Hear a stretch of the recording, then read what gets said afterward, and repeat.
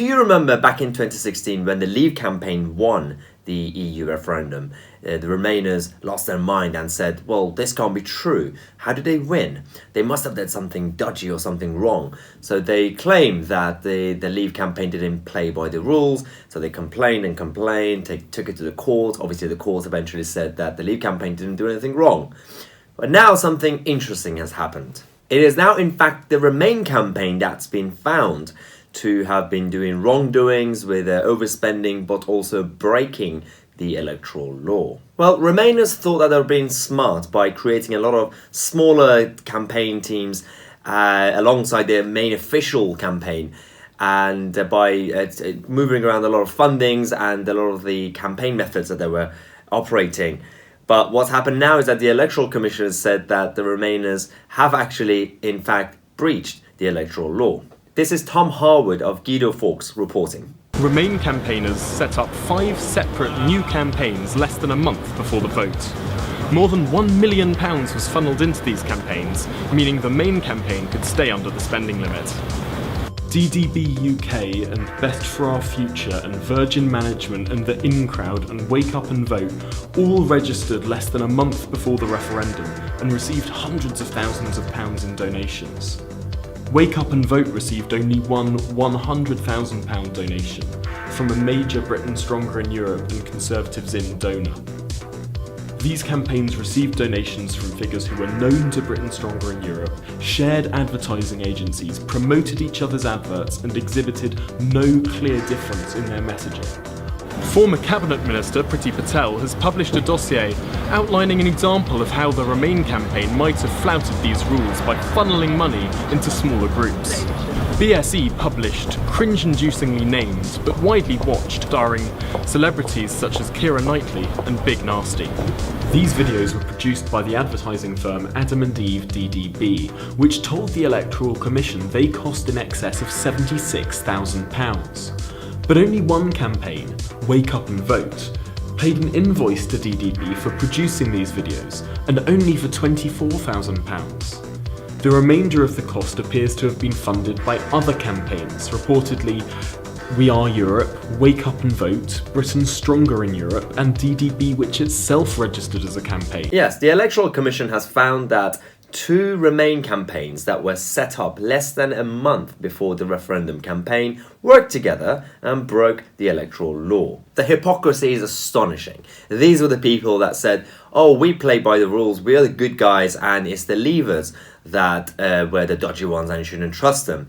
But this is not new, because the Remain side being exposed because of breaching the electoral law is only the beginning, because a couple of years ago a lot of reporters, and actually Guido Fawkes did a lot of investigation into this, and they discovered that Remainers actually overspent when it came to campaign funding compared to the Leave campaign. Remainers overspent by double during the EU referendum campaign. The combined spending of the In campaign limited, which was Britain Stronger in Europe, Conservatives In, Labour and Liberal Democrats during the control period was £14,496,806. Given the clear evidence of coordination between these campaigns, this means that Britain Stronger in Europe looks to have breached its spending limits by up to £7,496,806, more than double the legal limit allowed under the Electoral Commission rules. But what they tried to do was, all these campaign teams, they coordinated their spending to hide what they were actually doing. This included the In Campaign Limited, which provided campaign materials for the Liberal Democrats, but they also provided for Labour. Labour also paid for the In Campaign Limited. Emma Duncan herself donated £24,000 to DDB. We Are Europe donated £10,000 to DDB, and Virgin Management Limited also donated to We Are Europe. But yeah, we Brexiteers were the ones that didn't play by the rules. Now, this news came at the same time as when the European Union and Luxembourg decided to work together, coordinate together to humiliate our Prime Minister Boris Johnson when he visited to, in good faith, to renegotiate and create some diplomacy between the two countries, but also between the UK and the EU itself. As Boris Johnson prepared to meet with diplomats and officials from Luxembourg, but also the European Union, including Michel Barnier and Jean-Claude Juncker, the Luxembourg government decided to organize a press conference. But the Luxembourg government decided to organize this press conference outside, and somehow, out of nowhere, a bunch of Remainers and pro-EU activists somehow were told that this press conference is being held there, and they just turned up and started heckling Boris Johnson.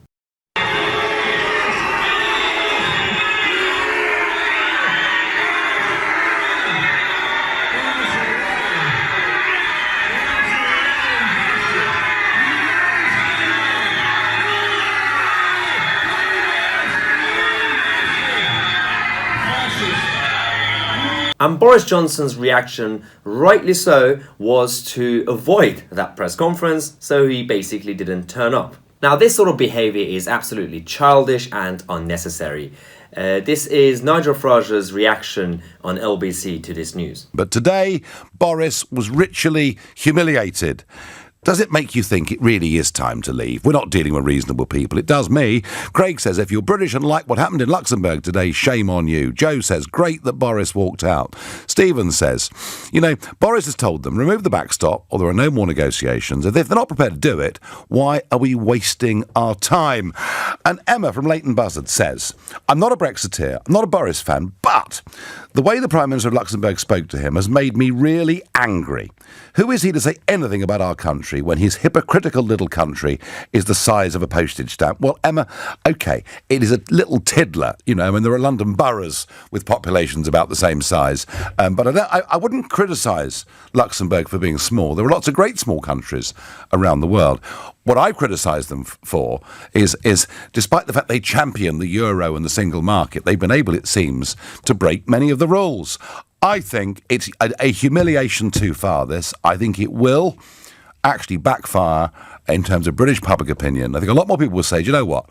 The hell with this. We're wasting our time even talking to them. If that's how rude they're going to be. And I have to tell you, Xavier Battle, the Prime Minister, laughing about Boris not being there, gesturing to the empty podium with the baying mob just a few feet away. And he's absolutely right. The reason Luxembourg and countries like Luxembourg are so obsessed with the EU is because they're actually getting more out of their membership than us. They are obviously funding the EU budget, but they're actually getting more in return. They are completely dependent on EU laws because apparently they're not independent enough to make their own decisions. So there's no wonder that Luxembourg and countries like that are EU lovers. Because if they come out, what are they going to do with all the extra cash that's basically coming from us and Germany? Because we are the countries that our funding when it comes to the EU budget, we actually give more than we take back, and we are the net contributors. And essentially, even when it comes to trade, there's a massive trade deficit because we buy more from the EU than they buy from us. Now, the EU's problem is that they keep claiming that they still haven't heard from the UK government when it comes to new proposals and alternative arrangements when it comes to the Irish backstop. But that's not really true because the UK government have repeatedly offered the EU to basically, they have come up with ideas to fix this problem, and they have actually even sent them proper documents. This is Ian Duncan-Smith explaining this. I've been in to see Monsieur Barnier, I've been in to see the government. There is a better way to do this that doesn't require a backstop that divides Northern Ireland from the UK, that gives the European Union the certainty that the goods, etc., and agricultural products would flow across the border of Northern Ireland without border checks. But you don't need to persuade me, you have to persuade the Europeans. Oh, well, now, I have think you any reason they asked us to write a think... protocol, and we did it for them. The one group I'm unable to persuade at the moment is the UK government to engage in this process. And would Michel Barnier, you could go and show him the protocol and say, I've done it already. We wrote it for them, and they asked us to write it for them. And what did he say when you showed it? I genuinely think the UK government should therefore engage on this because this is the route out. Sorry, Barnier said the UK government should engage with you on this. No, I'm saying the UK government should engage. No, but what did Barnier say when you asked him, when you showed it to him? Well, no, they asked us to write it, so we wrote it for them. And what's his reaction? I'm just trying to get across. Yeah. What's his reaction been to it? Or you haven't shown it to him yet? Well, we have, yeah, no. The reaction is that the whole elements of what we're talking about is really the future place of where we should be. The Prime Minister explained that while he continues to strive for a deal with the EU, the UK will still leave on Halloween and he will not be requesting a third extension. Mr. Johnson said that the EU would like the UK to leave on the 31st of October too, as he claims that they are fed up with the endless negotiations from the past 3 years. His comments suggest that despite lawfully having to request a 3-month extension, if he doesn't have a deal, the EU could force the UK to leave without one. But all this is part of the game, and that's why the European Union and Luxembourg's government are coming up with all these weird stunts to keep poking and poking. But it doesn't really work, because it's now been exposed that the UK government did ask to have the press conference indoors, just like what Steve Barclay had in the past. Guido Fawkes reports that the Prime Minister's team requested an indoor press conference, where Brexit Secretary Steve Barclay had his press conference when he visited before, because they wanted both leaders to actually be heard. But the Luxembourg rejected Number 10's offer and insisted on holding it outside. Now, while all this is going on, the Supreme Court in the UK are currently holding a session for the next few days to discuss the anti-Brexit cases that come from Gina Miller and the SNP in Scotland. That's why after this video, tonight at 8 p.m, we're releasing another video to discuss what happened on the first day of Supreme Court and Gina Miller, because the Gina Miller's legal team seem quite clueless about what their case actually is all about. In the meantime, make sure you share this video so people know the truth about what's happening exactly with Brexit. And don't forget to subscribe and click on the notification bell next to it, otherwise you won't be notified when I release a new video. If you want to follow me on social media, you could find my Twitter and Instagram handles down here. And if you want to support the channel, you could become a member of the Cabinet Club. You could find the link in the description. And as always, I'm Tousi, and this is the fastest growing centre-right channel in the UK. I'll see you at 8 p.m. with a new video.